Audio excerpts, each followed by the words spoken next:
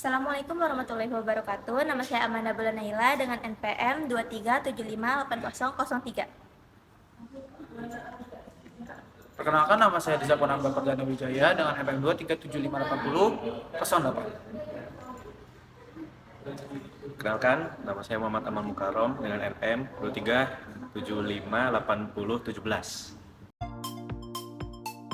Pertama-tama, kita harus melepaskan semua aksesoris yang sedang kita gunakan, terutama jika berbahan dasar aluminium atau bahan dasar lainnya yang dapat menghantarkan arus listrik.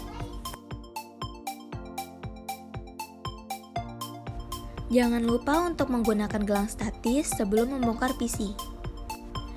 Setelah itu, kita bisa melepaskan semua kabel yang terhubung ke arus listrik.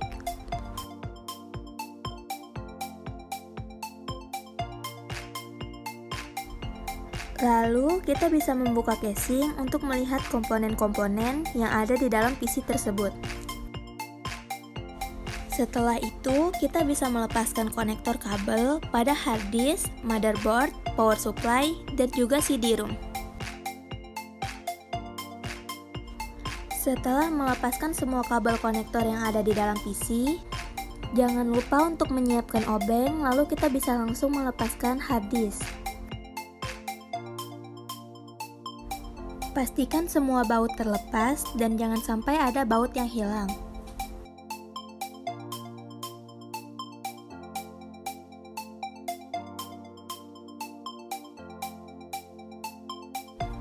Kita dapat melakukan hal yang sama pada motherboard.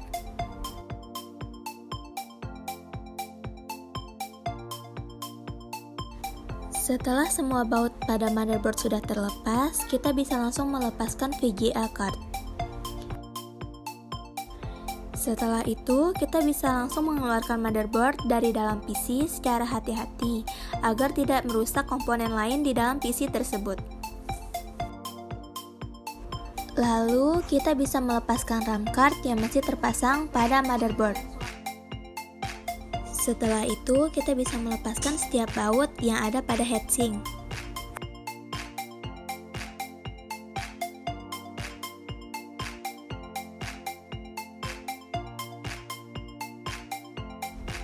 Jika heatsink sudah terlepas, kita bisa langsung mengeluarkan CPU atau prosesor.